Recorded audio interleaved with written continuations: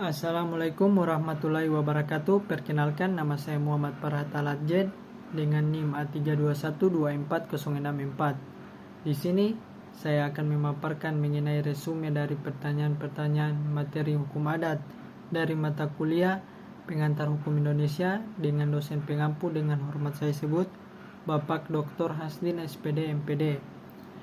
Jadi, pertanyaan yang pertama itu yakni apakah ada sanksi yang didapatkan dari hukum adat namun melanggar hukum positif, dalam hal ini yaitu hak asasi manusia. Jika memang ada, tolong berikan cara penyelesaian konflik ini yang kiranya seimbang antara keduanya. Jadi, sanksi hukum adat seperti hukuman fisik dan diskriminasi dapat melanggar hak asasi manusia. Untuk menyelesaikan konflik ini perlu dilakukan dialog antara semua pihak, meningkatkan kesadaran tentang HAM, mereformasi hukum adat agar sesuai dengan prinsip HAM, mengintegrasikan nilai adat dalam hubungan positif, dan menerapkan pendekatan restoratif yang fokus pada pemulihan hubungan. Langkah-langkah ini bertujuan menciptakan sistem hukum yang adil dan menghormati kearifan lokal.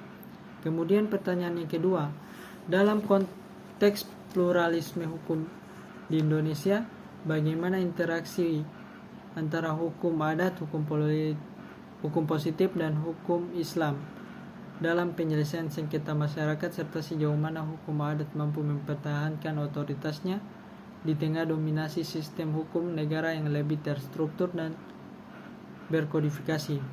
Jadi, dalam konteks pluralisme hukum di Indonesia, interaksi antara hukum adat, hukum positif, dan hukum Islam dalam penyelesaian sengketa masyarakat menunjukkan dinamika yang kompleks. Hukum adat yang berbasis tradisi dan lebih sesuai dengan nilai akomodatif sering dipilih masyarakat karena lebih sesuai dengan nilai lokal, meskipun hukum positif sebagai hukum negara memiliki otoritas yang lebih kuat di pengadilan.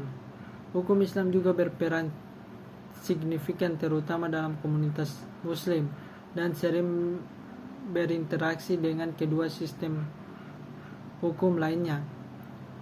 Hukum adat masih mampu mempertahankan otoritasnya melalui legitimasi sosial, integrasi dengan hukum lain, dan pelindungan hukum dari negara-negara, sehingga tetap relevan dalam praktik penyelesaian sengketa meskipun ada dominasi sistem hukum yang lebih terstruktur. Kemudian pertanyaan yang ketiga, berikan penjelasan satu persatu dari pengertian corak-corak hukum adat Indonesia dan corak apa yang paling efisien di Indonesia saat ini. Jadi, hukum adat di Indonesia terdiri dari beberapa corak, termasuk hukum adat tradisional yang bersifat tidak tertulis dan diwariskan turun-temurun. Hukum adat terpadu yang menggabungkan norma adat dengan norma hukum nasional, hukum adat dinamis yang dapat beradaptasi dengan perubahan sosial, dan hukum adat komunal yang menekankan kepentingan bersama masyarakat. Dari semua corak tersebut, hukum adat terpadu dianggap paling efisien saat ini karena memungkinkan masyarakat untuk melestarikan tradisi mereka sambil beradaptasi dengan regulasi modern, sehingga mengurangi konflik antara hukum adat dan hukum positif serta mendukung penyelesaian sengketa yang lebih manusiawi dan sesuai nilai-nilai lokal.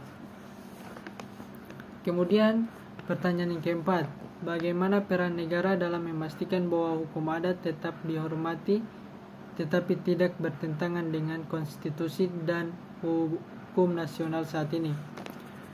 Negara berperan dalam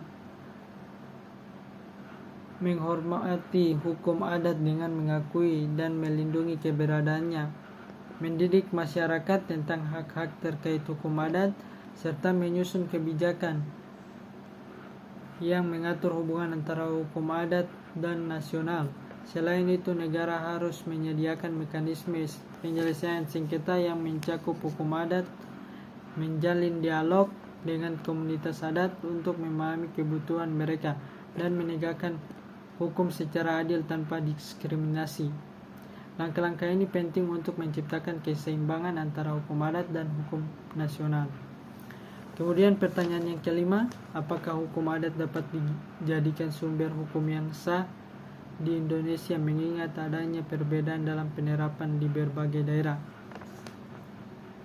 Jadi hukum adat di Indonesia diakui sebagai sumber hukum sah berdasarkan Undang-Undang 1945 Pasal 18B.